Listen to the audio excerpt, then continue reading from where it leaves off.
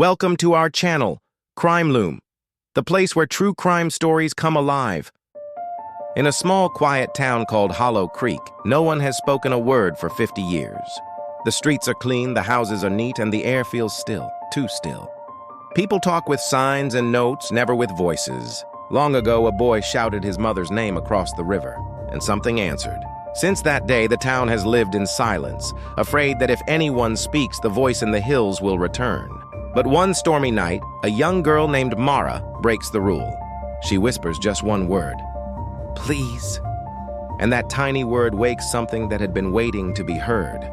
Hollow Creek was a small town hidden between two low green hills. A river curved around it, slow and silent.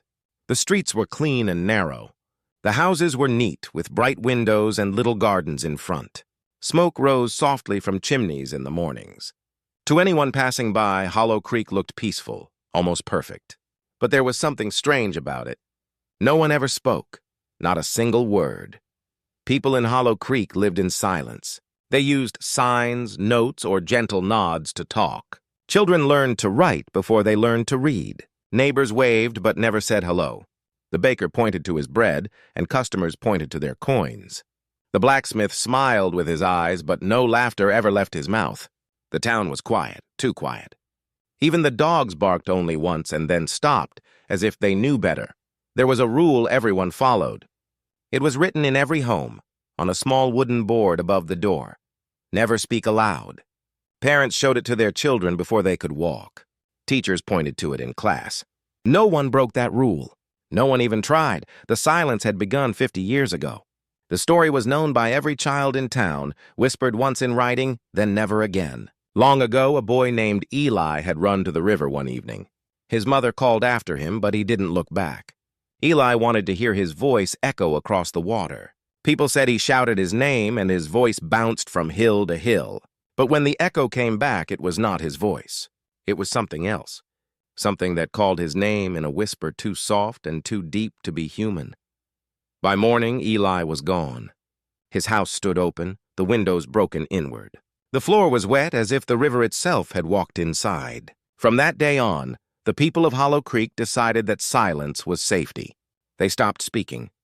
They locked their words away. They passed the rule from parent to child, never speak or it will hear you. Years passed. The town stayed quiet and the hills stayed still. But inside that quiet town lived a girl named Mara. She was 16, with brown hair that would not stay flat and hands that always tried to fix things. Her mother called her clever with her eyes, since she could not say it with her mouth. Mara's father had left when she was a baby. He had written a note on the kitchen table. "Forgive me." Her mother kept it folded in a small box under her bed. Mara and her mother lived in a small brick house near the old library.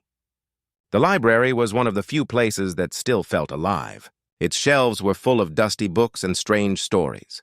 The keeper, Mr. Boone, was a tall man with soft gray eyes and a slow smile. He moved like time did not matter. He never spoke, of course, but his hands always seemed to say what his voice could not. He wore a wooden coin around his neck, carved with 3 short lines, the sign of silence, safety, and home. Everyone in Hollow Creek had a coin like that. Some wore it. Some hid it. But all respected what it meant. Mara often went to the library after her chores. Mr. Boone would pour tea and point to a seat near the back window. She would write on scraps of paper, and he would answer on others. They spoke this way about books, about history, about the world beyond Hollow Creek. He showed her maps of places where people laughed, sang, and shouted. Mara could not imagine it. Her world had no sound, but her quiet world began to change. It started when her mother fell ill. At first, it was only coughing and tired eyes. Then came the fever. Mara tried everything: cool cloths, warm soups, written prayers. Nothing worked. The doctor came once, with bottles of herbs and notes of care. He wrote, "Do not worry. She will rest." But he never came again. People were afraid. A sick person might cry out in pain, and that would break the rule. Mara sat by her mother's bed every night, watching her chest rise and fall.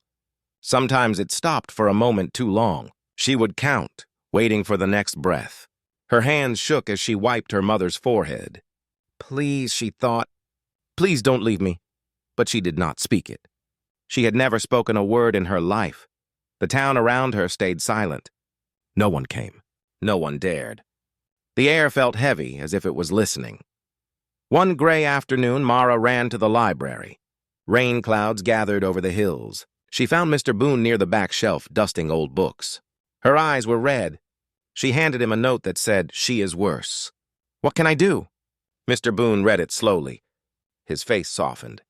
He took a small green book from the top shelf and placed it on the table. It had no title on the cover. The pages were old and yellow. He opened it to the middle and pointed to a drawing of a river and 2 hills, just like Hollow Creek. Beneath it were written words in neat handwriting. "Everything that listens learns to answer." Mara looked up, confused. Mr. Boone took another card and wrote, "Voices wake it, but sometimes a voice can quiet it too." He paused, thinking, then added, "Once, a sound was taken from the air and trapped in a jar. That sound still sleeps under the hills." Mara frowned.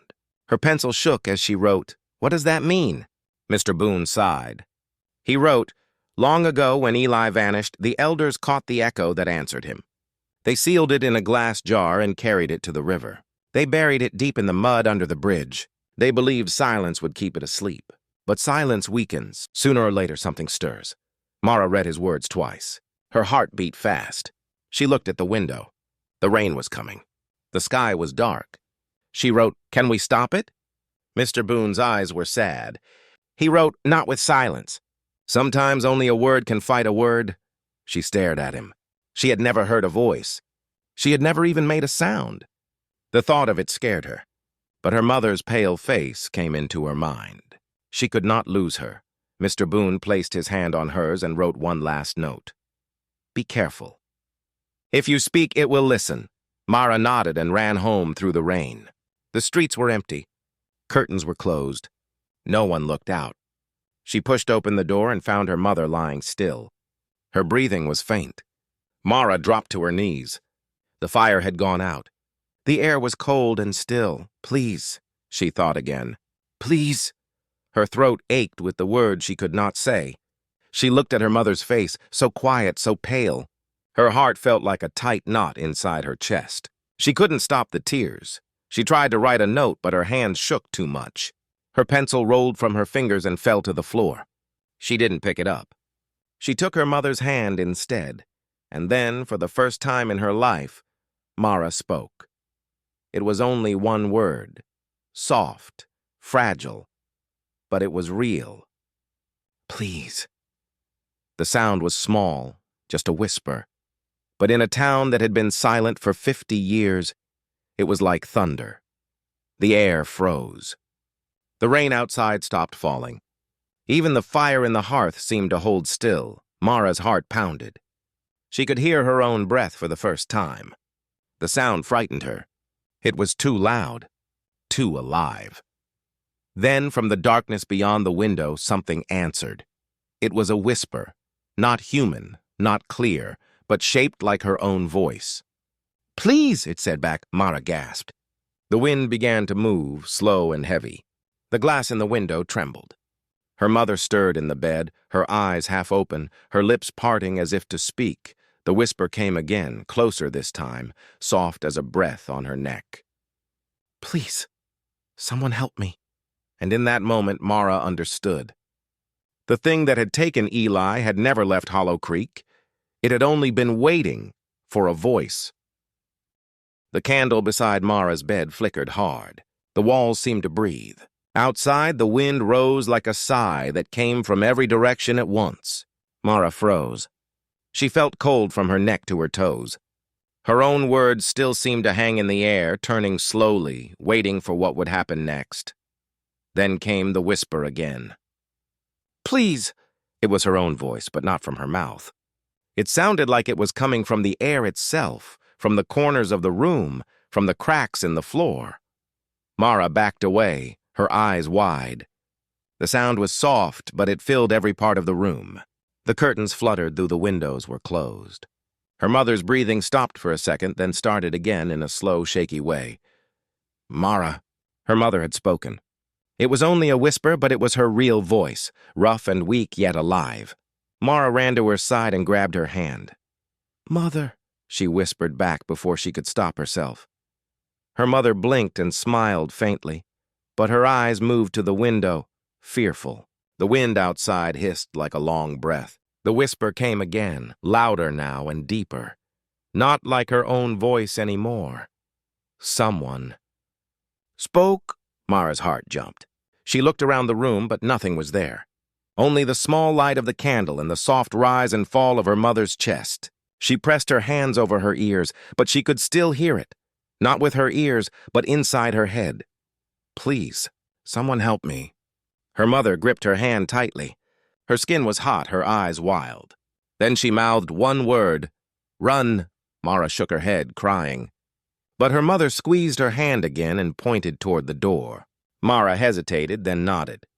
She grabbed her cloak, opened the door, and ran into the storm. The rain fell hard now, cold and sharp. The sky flashed white with lightning. The streets were empty. Every window was dark. The town seemed asleep, but Mara knew it wasn't sleep. It was fear. Everyone was hiding. She ran through the narrow lanes until she saw the dim glow of the library. Light came from a single window. Mr. Boone was there. He always stayed late. She banged on the door. He opened it quickly, eyes wide when he saw her face. Water ran from her hair and cloak. She was shaking. She took a piece of paper from the desk and wrote fast, her hand trembling. It spoke back. Mr. Boone's eyes filled with worry. He closed the door, locked it, and drew the curtains.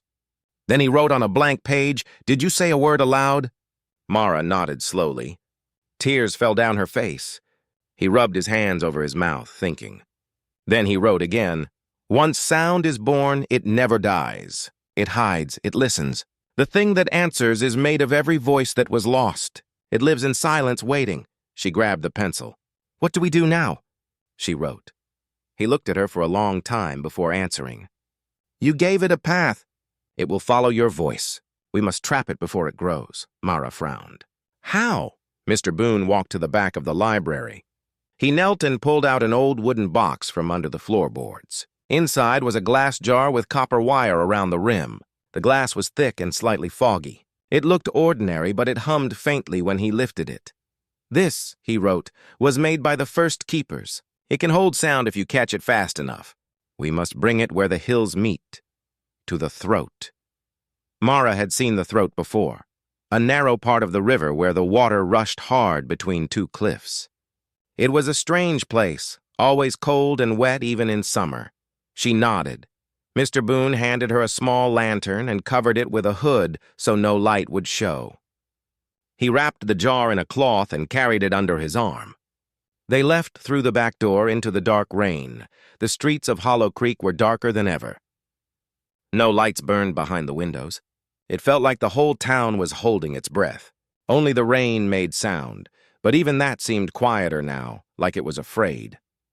As they passed the blacksmith's shop, Mara saw movement in the shadows. A tall figure stood near the door. She stopped. The figure didn't move, only watched them.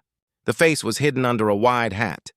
For a moment, Mara thought she saw something gleam where the eyes should be. Not light, but reflection, like wet glass. Mr. Boone touched her shoulder and shook his head. They kept walking. When she looked back, the figure was gone. They reached the edge of town where the river began. The hills stood like two sleeping giants on either side. The throat lay between them, dark and narrow. The roar of the river was loud but broken. It stopped and started like a breath. Mr. Boone knelt by the water and placed the jar on a flat stone. He took out a small piece of paper and wrote, "When it comes, you must call it once more. It will follow your word. When it does, I will close the jar." Mara's hands shook. Her lips were dry. She wanted to run, but she thought of her mother, weak and alone at home. She nodded. She took a deep breath and said the same word as before, soft but clear. "Please." The word flew into the air like a small bird. The sound seemed to echo, though the hills were far. It bounced once, twice, then came back, but it wasn't her echo. It was slower, heavier, and deeper. Please. The air grew colder. The trees leaned toward the river. The surface of the water rippled, though there was no wind. A shape began to rise. A dark shadow, long and thin, like smoke under the water. It twisted and reached toward her. Mara froze, but Mr. Boone moved fast. He lifted the jar and opened the lid. The hum inside grew louder. The shadow seemed to pull toward it, like water going down a drain. The whisper screamed, a low, shaking sound that made the rocks tremble. Mara covered her ears. Mr. Boone pushed the cork in tight and wrapped the wire around it. The humming stopped. The jar glowed faintly for a moment, then went still. The river calmed. The air lightened. They stood there, soaked and shaking. Mr. Boone looked at the jar in his hands. Inside, something swirled faintly like smoke caught in glass. He wrapped it in the cloth again and placed it carefully back in the box. "It's done," he wrote on a scrap of paper. "But it will not sleep forever." "Sound never truly dies." Mara nodded slowly. She looked up at the hills. The rain had stopped. A thin line of light touched the clouds. She wanted to believe it was over. They walked back through the quiet town. Water dripped from the roofs. No one came out to see them. When they reached her house, her mother was still in bed, breathing softly. Her fever had broken. Her face was calm. Mara smiled and touched her hand. For the first time in days, her mother looked peaceful.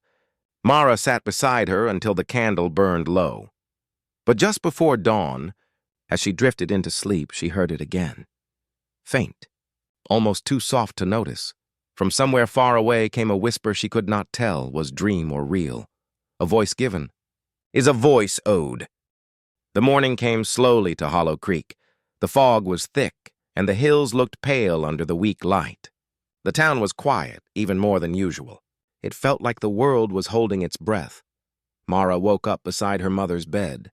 Her mother was sleeping peacefully now. Her fever had gone, and her skin was no longer burning. That should have made Mara happy, but her heart was heavy. In her dreams, she had heard the same whisper again. A voice given is a voice owed. It had sounded close, like someone had said it right into her ear. Mara stood up and looked out the window. The streets were empty. A gray fog lay low over the cobblestones. It covered the roofs and moved like smoke through the town. She felt a chill go down her back. Something didn't feel right. When she stepped outside, the air was cold and still. People looked at her but did not wave or smile. Some closed their doors when she walked by. Others turned away. They knew. Somehow everyone knew she had spoken. Her hands shook as she hurried to the library. Mr. Boone was there, waiting for her. He looked tired, his eyes dark from lack of sleep. On the table beside him was the same wooden box that had held the jar. The jar was open now. Inside, a thin gray smoke was moving in slow circles, as if it were breathing. Mr. Boone held up a small card. On it he had written, "It's not sleeping. It's whispering again." Mara's stomach turned. She picked up a pencil and wrote quickly, "Can we stop it?" Mr. Boone looked at her for a long time, then wrote, "We can only move it. We must take it deeper, to the throat again." Before Mara could answer, there was a knock at the door. Both of them froze. No one ever knocked in Hollow Creek. Mr. Boone walked to the door and opened it a little. Jonas stood outside, soaked from the fog. He looked worried. In his hand was a wet piece of paper.